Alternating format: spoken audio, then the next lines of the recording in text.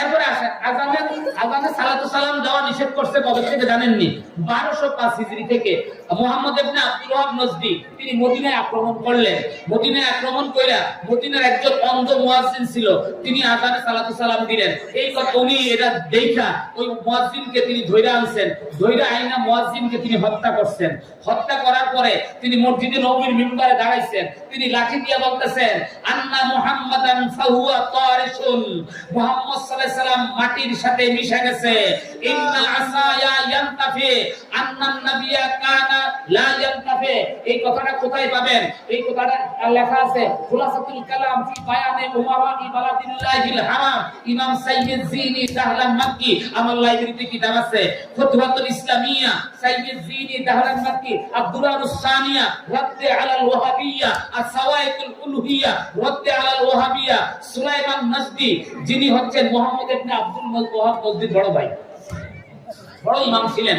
এই এতগুলি কিতাবের নাম পেলাম। এই কিতাবে লেখা আছে মুহাম্মদ ইবনে আব্দুল ওয়াহাব নজদি মদিনা শরীফ গিয়া বলতেছে মুহাম্মদ মাটির সাথে মিশে গেছে।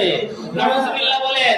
আমার এই হাতের লাঠি যতটুকু উপকার করতে পারবে মুহাম্মদ কবর থেকে উঠেও উপকার করতে পারবে না। নাউজুবিল্লাহ বলেন।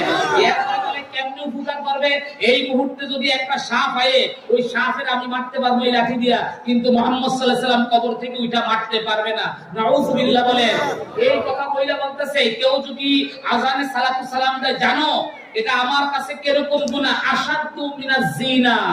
জিনা করা অনেক ভালো, তারপরও আজানে সালাতু সালাম দেওয়া এরকম গুনাহ। কেউ যদি আমার কথা বিশ্বাস না হয় ফয়সালকে কালকে পাঠিয়ে দিবেন, আমি মোবাইল দিয়ে এই কিতাবের স্ক্রিনশট দিয়ে আমি আপনাদের কাছে পাঠিয়ে দেব।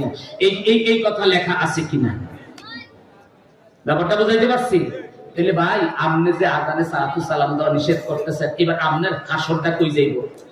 যেই বেড়ায় নবীজির আজানে সালাতু সালাম জিনার লগে মিলাইছে, তার অবস্থাটা আছে নাকি? তার অবস্থাটা আছে নাকি? আপনারা কি আরে যারা ইংরেজি শিক্ষিত মানুষ, তার একটা সিনেমা মুভি আছে যেটার নাম হচ্ছে Lawrence of Arabia. Lawrence of Arabia.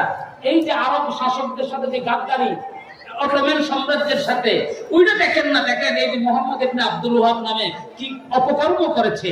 তোই তো আপনারা শিক্ষিত মানুষ জানতে পারেন। উইকিপিডিয়া খুলেন, ওয়াহাবি আন্দোলন বা সৌদি রাষ্ট্রের প্রতিষ্ঠাতা kingdom of Saudi Arabia, Wikipedia লেখেন, উইকিপিডিয়ার ভিতরে লেখেন, দেখেন এই কথাগুলি পান কিনা। রাসূলের রওজা শরীফ ভাঙ্গা তছনছ করে দিয়েছে। সর্বপ্রথম রাসূলের রওজার গম্বুজ ছিল নীল কালারের। সর্বপ্রথম রাসূলের রওজার গম্বুজ ছিল কোন কালারের? নীল কালারের। কিতাবের নাম আল ওয়াফা ফি আখবারে দিয়ারিল মুস্তাফা। আল ওয়াফা ফি আখবারে দিয়ারিল মুস্তাফা।